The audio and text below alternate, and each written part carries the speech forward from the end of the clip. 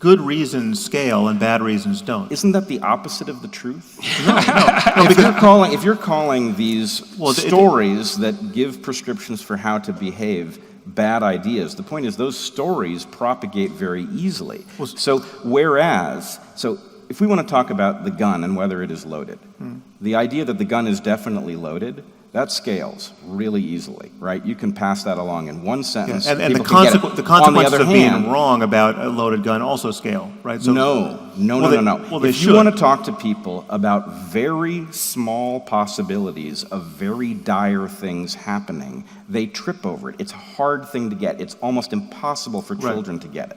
So the point is, the one thing does scale, a story that says, yeah, every gun is loaded. It's a false story, but that one definitely scales. Yeah. The statistical reality of guns and the fact that they may indeed be unloaded, but you don't want to play around with the remote possibility that one day you'll get it wrong, right? That doesn't scale because it requires you to have experience with stuff that is not common. Right. Well, so there are two things here. One, you bring up an ancillary but very important point, which is that moral progress here is often the result of moving from our story-driven, protagonist-driven intuitions to something far more quantified, right? So I mean, there's a classic, moral study done by Paul Slovik, who I'm sure you are aware of, where you tell people about one needy little girl in Africa, and you give her a name and show her picture, and what you elicit is the maximum altruistic, compassionate response from subjects.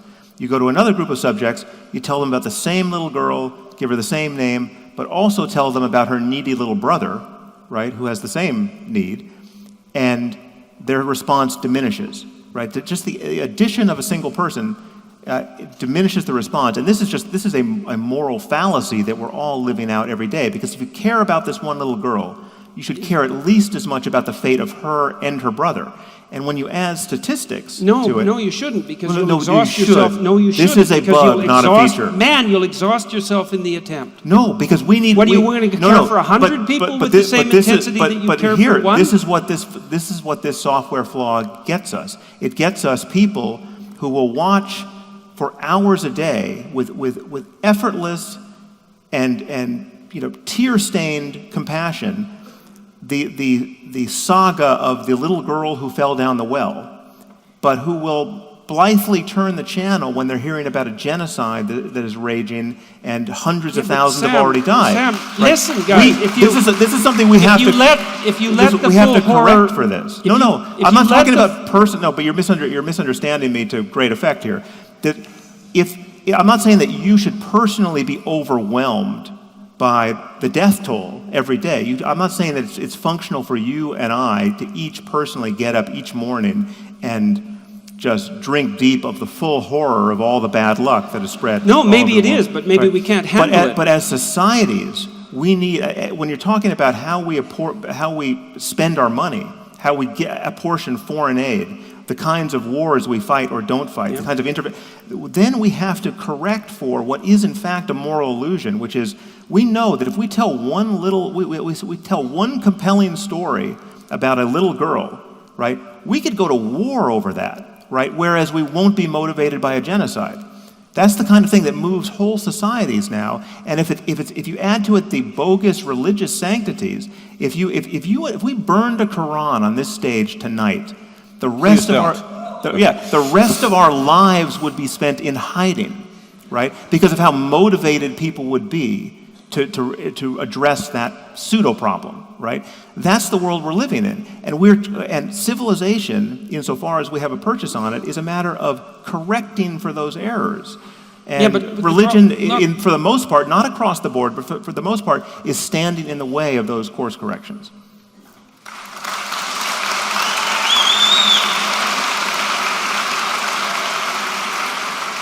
Well, okay, there is a tremendous amount to unpack in that. I mean, and like in some sense a surprising amount. It's like, well, we're wired to feel intense empathy for individuals who are close to us, and we can be told stories in a manner that makes that system manifest itself. And everyone and their dog thinks that that's a wonderful thing, and we call that empathy, right? And empathy has a narrow domain of utility, as it turns out, because maybe if you were all who you should be, you'd be weeping constantly for the catastrophic fate of sentient beings on the earth, but you can't handle it, you know what I mean? It's that you can barely handle your own suffering, and maybe you can handle a bit of the suffering of your family, and more power to you if you could rectify that, and if you were better human beings, maybe you could expand that outwards. But the fact that our empathy doesn't scale up to the level of genocide with the same intensity that we treat instances of individual suffering isn't an indication that we're irrational. It's just an indication that we're limited. Well, now, that's not true. I think this is an indication of exactly the problem of our evolved structures not matching the present. Because the point is... Well, they do match because we take care of our families. No, but they don't match because if you encountered the starving girl, that's some sort of it's a crude measure of suffering in your local environment. Were you in the past? Now that you can encounter this girl on the television, it's not clear what it should mean to you. Right. Right? You can't calibrate it might how mean many... get your act together. Right, and so the point is, your indifference to a genocide, which is an abstraction, right, is altered should you see pictures of the bodies, for example. You shouldn't actually feel differently about the genocide in the abstract case versus the case that you're looking at the bodies. And the fact that we have access to photorealistic representations of these things is but it's worse than that. This is why it's actually irrational, because I can show you the case where you care at level 10 about the little girl named Leela, and you care at level 8 about the little girl named Leela and her brother named Janti, right? And you care at level 4 if I've added a few more kids, but the little girl named Leela, who you ostensibly care about, is there in each one of these, right? So yeah, it but is your irrational. resources are diminished. No, but like you have multiplication of the suffering. You have $10 to give away every month to help struggling humanity, and you tell me you'll give 10 to Leela this month, and then I catch you in another moment, and I say, well, you know, it's Leela and her brother, so it's like if you only can give 10. I understand, but you know, the problem is actually worse than I suspected. And you say, well, actually, I'm just going to give 8, right? It's not coherent with how much you cared about Leela in the first place. We do know quite well that the heuristics that we use to orient ourselves in the world can be placed into frameworks where they produce contradictory outcomes. But that doesn't mean that the heuristics themselves are deeply flawed. It's a problem with the work of people like Kahneman and Tversky. Yeah, is they take perfectly valid heuristics for them. We need to correct for them because they're producing a reliable result that we recognize. Yeah, but no, you can put them in a non-functional. situation where they produce a counterproductive response, but that doesn't mean that generally speaking in most situations they don't produce a useful outcome, because the question is, why in the hell would have they evolved if they didn't produce a useful outcome most of the time? They evolved to live with 150 people with whom we're related and to be terrified of the people in the next valley who may want to kill and eat us. Yes, right? and that's our ancient circumstance, right. which doesn't map onto a common humanity of 7 billion people trying to figure out how to get to Mars without killing each other. Well, it does map onto it sometimes, unfortunately, because there are many times when we still face the same kind of threats. In fact, it maps onto this is the hierarchy that we're trying to climb Sam. here. You wouldn't be concerned about the fundamentalist terror of Islam if you weren't driven by those essentially tribal considerations. No, I'm not suggesting that it's wrong. It doesn't require, a mere identification with humanity, it can ground not wanting to be murdered by people who are identified with a subset of humanity, right? Like I don't need to be part of a smaller tribe to care that people will murder me over burning a Quran, right? It's clearly counterproductive that we live in a society where some objects are held with such totemic attachment for irrational reasons by many, many millions of people, where that you should be sympathetic with this. Our free speech is actually canceled on this point, right? I mean, yes. We literally can't produce cartoons. Look, there are scholarly works about the cartoon prices that don't show the cartoons. We have no argument whatsoever between us about the lack of utility of certain you don't have to be totalitarian identified as a Christian or a Jew to push back against that. You just have to be a human being that sees the dysfunction of a smaller kind of provincialism. Well, the thing that I'm struggling with is that I still can't understand in what your ethos is grounded. Because you claim like a transcendental rationalism, but you won't identify the structures that produce it. It's a black box. And when I try to push you on the absolute nature of your ethical claim, which is that the bad life is worse than the good life, and that we should, in fact, universally work towards the good life, it doesn't seem to me that you'll accept the proposition that that's a universal claim. No, it is. Well, should is irrelevant here. It's just the fact that there is the possibility of moving in this space. If you move in the wrong direction, if you move far enough, you'll like it less and less. Well, why is should irrelevant? Given the minds you have, Well, right? Well, I thought what that if you should had would- to, what if you had to accept moving in the wrong direction and experiencing less and less well-being in order To get to a better place. Maybe even just to survive. Suppose a population has to endure a generation and a half of misery in order to persist for another 100 Ethically, years. that's a perfectly intelligible circumstance that people have had to face, and it's on my moral landscape, it's analogous to, I mean, we might be at one local maximum or some high point, but we're moving down a slope to get to yet some higher place, right? So some things may only be possible if we made some painful and net unpleasant sacrifice to get there. That's for sure. Yes, and so that can be rationally apprehended. There can be an argument for that. It could be we all have to go on a diet. Otherwise, we're going to die of this problem, right? We all have to stop eating whatever it is, wheat, right? It's a hard sacrifice for people who have to stop it, as you know. If that were just true, well, then there'd be an argument for it. There'd be evidence that would convince us. We would stop. We would feel the pain, and we would get whatever benefit that was on the other side of that sacrifice. But again, you don't have to.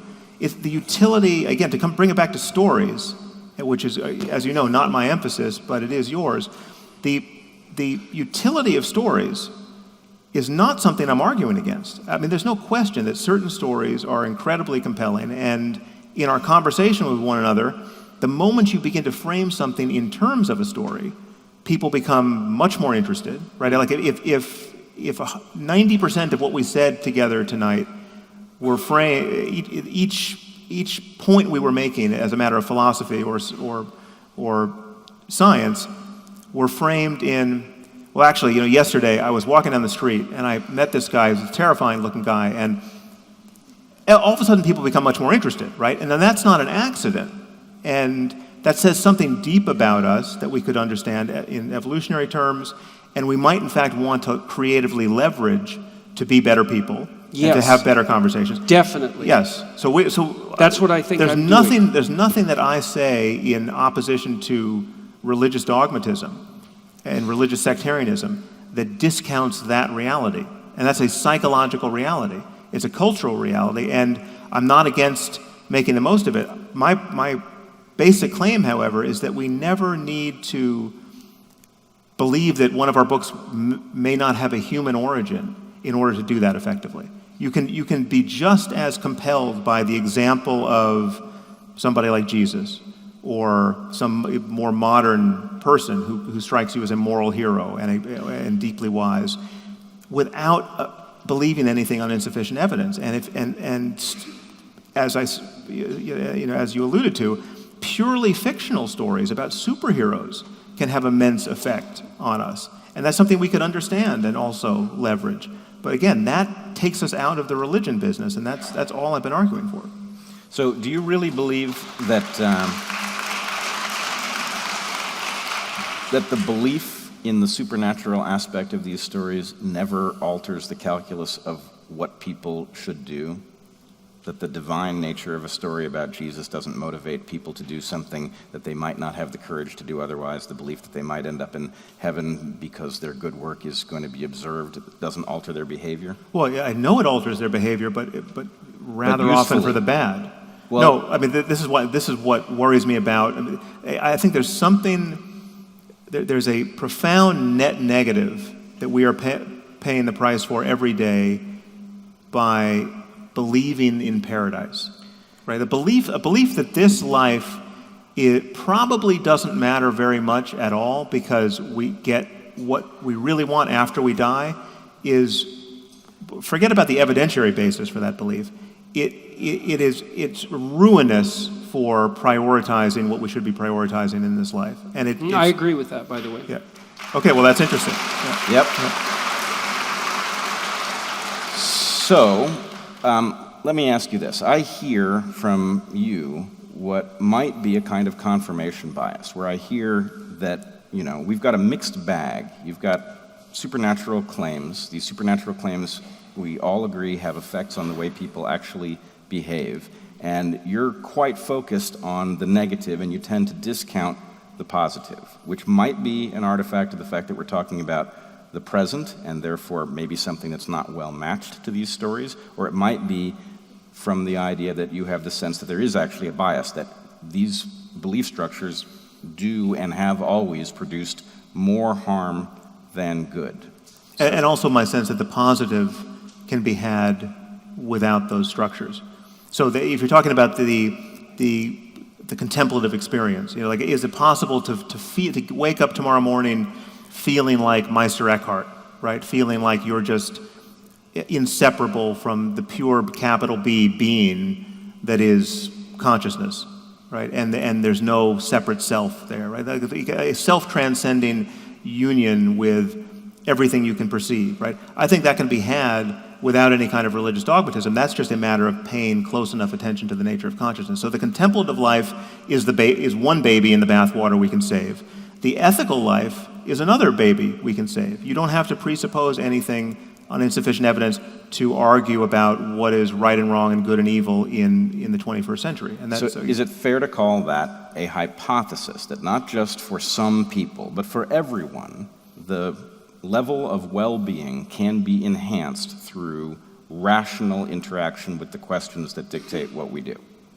Is that a hypothesis? Well, that's a hypothesis. The one additional fact that makes that more or less moot is that on certain points, even if we felt that really believing the fiction was advantageous to people, depending on which fiction you're talking about, there's too much evidence against it. You can't decide to believe something for which you have no evidence simply because of the good effects, the good experience it will give you, or you imagine it will give you. I mean, that's why Pascal's wager never made any sense. I mean, you can't say, the only way you can believe something to be true, really true, not just metaphorically true, is to believe that if it weren't true, you wouldn't believe it. That you stand in some relationship to its truth such that that is the reason why you believe it. Now, you can't be telling yourself, I have no evidence for this thing, but I know life would be better if I believed it to be true, and so therefore I really believe it's true. You don't think people do that all the time? I don't think they do. I think they do things much more like we're talking, the metaphorical truth we're talking about. We act as if things are true without forming any strong propositional claim, and that's fine. That's fine. That has its own utility.